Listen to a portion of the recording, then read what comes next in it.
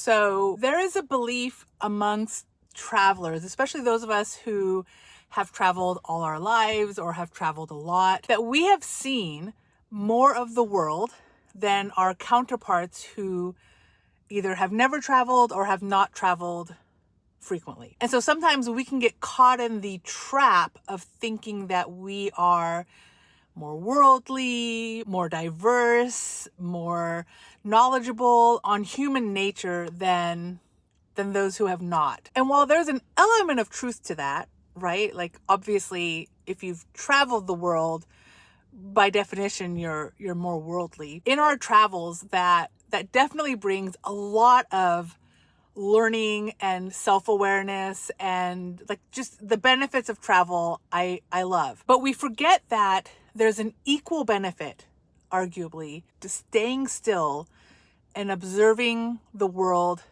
that is around you. I'm a slow traveler by nature, so I prefer to go to places, let's say Italy or Mexico, wherever, and I like to stay for years because it just takes a long time to understand an area. My version of travel is to essentially move to different locations, stay there for a few years, and then move to a new location. And I do that because I recognize in a weekend, a quick trip to Cancun is not going to teach me very much about Mexico at all. But the longer I stay, the more I will observe. And so I do that, moving every few years or so. And in my childhood, I felt that it made me well-rounded, that I've seen more of the world. And it's true, but it's also, I forget, or rather I don't realize that the people who stayed still, the people who didn't move as frequently or who didn't move at all, they got to observe a group of people and a city evolve over time, right? Because I've lived in Georgia and California, Illinois, Hawaii, Italy, Mexico, and Japan. I've lived in all these places for years, but I have not lived in any of those places for decades. And as travelers, I think we get caught in the notion that a person who seemed to be living in the same home their entire life, we assume almost that they haven't moved, therefore they haven't grown and they haven't changed, when maybe, whether they're aware of it or not, whether they've vocalized it or not, they've actually observed the evolution of a person and the evolution of a city more than we ever will. We're so busy looking for the obvious changes that sometimes we forget about the inner change, not of ourselves. We probably notice our own inner changes, but we don't notice the inner changes that happen with the people who stay still.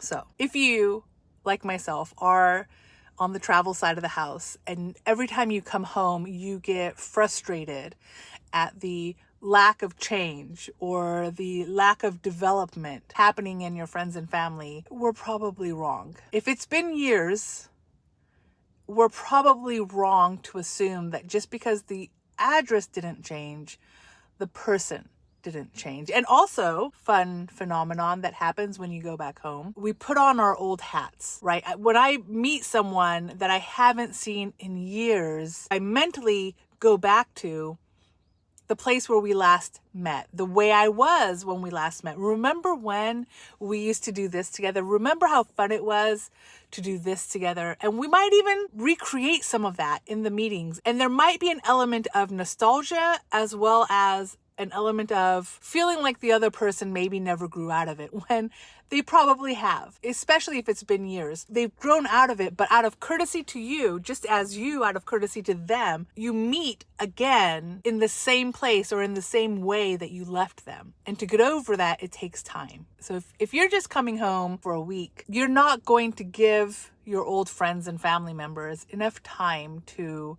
show you how they've changed, because just like it takes a while to learn a new city or a new place, it takes a while to relearn the friends and family that you left behind during your travels.